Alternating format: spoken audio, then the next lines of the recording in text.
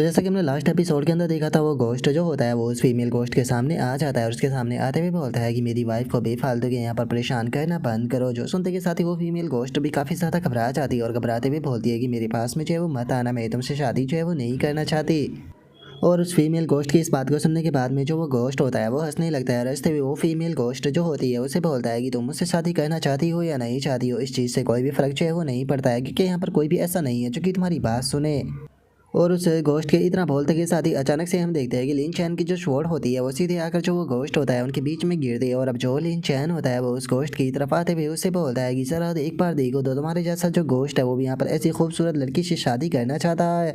सच में मुझे तो इस चीज़ के ऊपर यकीन नहीं हो रहा कि तुम्हारे जैसा एक बदसूरत घोस्ट जो है वो भी यहाँ पर शादी का सपना जो है वो देख रहा है। एक बार जरा तुम जाकर खुद की सूरत जो है वो क्यों नहीं देख लेते कि क्या तुमसे कोई शादी करना भी चाहेगा। और अब लिन चैन की इस बात को सुनते के साथ ही वो घोस्ट जो होता है उसे लिन चैन के ऊपर काफ़ी ज़्यादा गुस्सा आ जाता है और वो गुस्से में चिल्लाते हुए बोलता है कि तुम्हारे जैसा एक क्रिस्टलाइजेशन रियलम का मामूली सा कल्टीवेटर की इतनी हिम्मत हो गई कि वो मेरे हॉलिंग घोस्ट राइड के अंदर आकर यहाँ पर मेरी बेइज्जती करे। मैं वादा करता हूँ कि आज तुम यहाँ से जिंदा बचकर नहीं जाओगे। और उस घोस्ट के इतना बोलते के साथ ही लिन चैन जो होता है वो मुस्कुराने ही लगता है और मुस्कुराते हुए अपने मन में सोचता है कि मुझे जिसकी तलाश थी फाइनली वो खुद मेरे सामने जो है वो आ चुका है। और अब लिन चैन के इतना बोलते के साथ ही वो घोस्ट जो होता है वो सीधे लिन चैन की तरफ अटैक करने के लिए आने लगता है। अटैक करते हुए बोलता है कि तुम मामूली से इंसान मरने के लिए अब तैयार हो जाओ। और अब उस घोस्ट के इतना बोलते के साथ ही हमें इसके बारे में बताया जाता है कि ये एक बॉस टीयर का घोस्ट होता है जिसका नाम कि घोस्ट एम्परर होता है। और जो इसकी स्ट्रेंथ होती है वो स्पिरिट मैनिफेस्टेशन रियलम के मिड स्टेज की होती है और जो इसकी एचपी होती है वो 90,000 होती है। और अब उस घोस्ट एम्परर के पैनल को देखने के बाद में एक पल के लिए जो लिन चैन होता है वो भी काफ़ी ज़्यादा हैरान जो है वो रह जाता है। और वहीं दूसरी तरफ जो वो घोस्ट एम्परर होता है वो सीधे आकर लिन चैन के ऊपर अपना जो अटैक होता है वो कर देता है और उसके अटैक के कारण हम देखते हैं कि लिन चैन भी काफ़ी ज़्यादा पीछे जो है वो हट जाता है। और अब जो लिन चैन होता है वो अपने मन में सोचता है कि इस घोस्ट एम्परर की जो स्ट्रेंथ है वो मैनिफेस्टेशन रियलम के मिड स्टेज पर है और इस प्रकार की जो कल्टीवेशन होती है वो कोई मजाक नहीं होती। लेकिन उसके बाद भी इसका जो पाम अटैक था वो बिल्कुल भी पावरफुल नहीं था। और अब इतना सोचते के साथ ही लिन चैन जो होता है वो हंसते हुए जो घोस्ट एम्परर होता है उसे बोलता है कि तुम्हारी कल्टीवेशन तो स्पीड मैनिफेस्टेशन रियलम के मिड स्टेज पर है और तुम्हारी स्पीड भी काफ़ी अच्छी है, लेकिन उसके बाद भी तुम्हारी इन स्ट्रेंथ जो है वो इनफ नहीं है तुम्हारे पाम से। तो मुझे ऐसा लगा जैसे कि तुमने मेरे कंधे को बस दबाया हो। तो इसीलिए ओल्ड घोस्ट मैं तुमसे एक चीज़ है वो पूछना चाहता हूँ कि क्या आज तुमने खाना जो है वो नहीं खाया है, जो कि तुम्हारे अंदर बिल्कुल भी स्ट्रेंथ नज़र नहीं आ रही। और अब लिन चैन की इस बात को सुनते के साथ ही जो घोस्ट एम्परर होता है उसे लिन चैन के ऊपर काफ़ी ज़्यादा गुस्सा जो है वो आ जाता है और वो गुस्से में चिल्लाते हुए बोलता है कि तुम्हारे जैसे मामूली से इंसान की इतनी हिम्मत हो गई कि वो मेरा मजाक बनाए। किसी की भी इतनी हिम्मत नहीं है कि वो मेरी यहाँ पर मतलब कि एम्परर की डिसरिस्पेक्ट जो है वो कर सके। और चूंकि तुमने यहाँ पर मेरी डिसरिस्पेक्ट की है तो अब मैंने के लिए तैयार हो जाओ। और इतना बोलते के साथ ही घोस्ट एम्परर जो होता है वो अपना जो एनर्जी होता है उसे रिलीज करने लगता है। जो देखते के साथ ही अब लिन चैन जो होता है वो अपना जो पांडा होता है उसे निकाल लेता है और अपने पांडा को निकालते हुए उसे बोलता है कि ठीक है अब यहाँ पर बहुत हो गया तुम्हारा सोना, अब जल्दी से उठ जाओ क्योंकि अब थोड़ा काम करने का टाइम जो है वो आ चुका है, जल्दी से बाहर आकर मेरी मदद करो।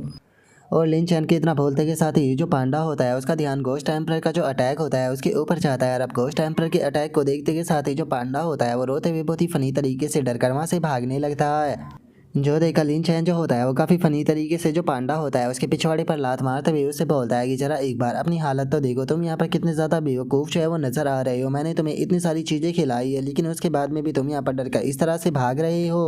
अगर तुम यहाँ से डर कर भागे और तुमने यहाँ पर इस घोस्ट से फाइट जो है वो ना की तो याद रखना कि आज रात में तुम्हें खाना जो है वो बिल्कुल भी नहीं खिलाऊंगा।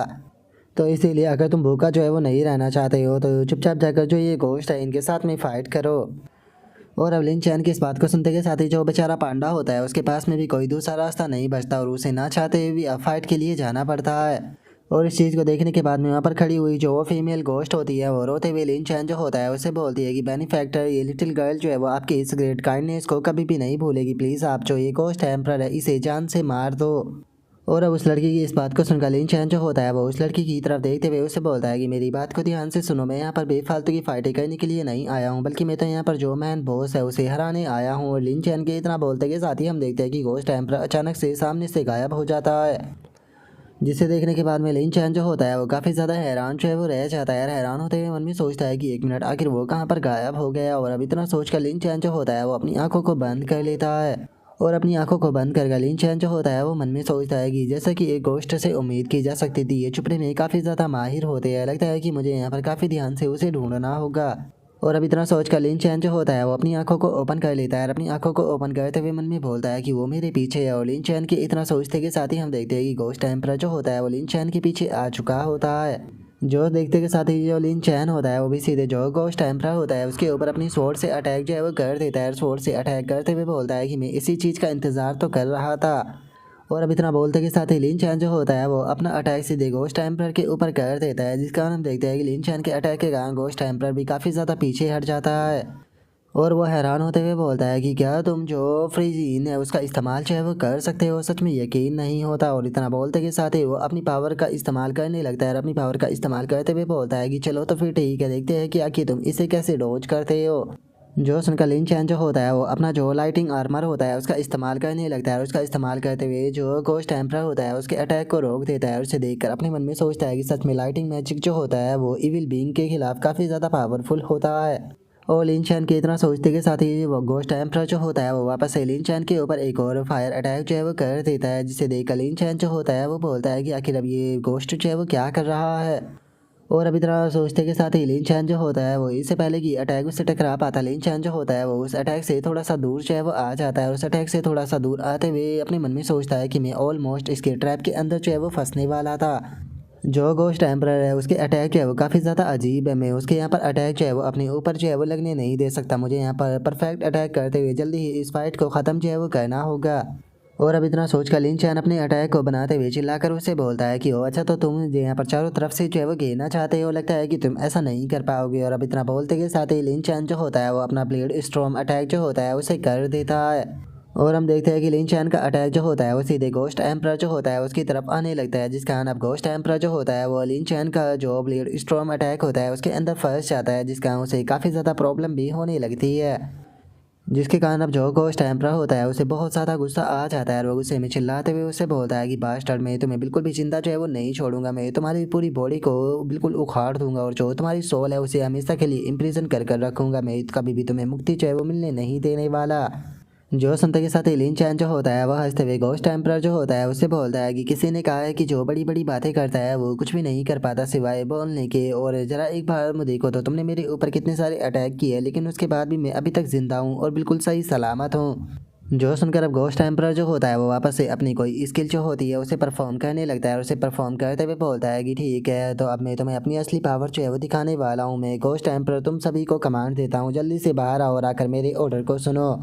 और अब घोस्ट एम्परर के इतना बोलते के साथ ही हम देखते हैं कि ज़मीन के अंदर से काफ़ी सारे जो घोस्ट होते हैं वो निकल कर बाहर जो है वो आने लगते हैं। और अब वहाँ पर इतने सारे जो घोस्ट होते हैं उन्हें देखने के बाद में जो लिन चैन होता है वो बोलता है कि क्या बात है, तुमने तो यहाँ पर काफ़ी सारे जो घोस्ट है उन्हें समन कर लिया, चलो ये काफ़ी अच्छी बात है, मैं यहाँ पर जितने भी ये लिटिल घोस्ट है इन सभी को एक साथ में ख़त्म कर इन सभी को आफ्टर लाइफ में जो है वो भेज दूंगा।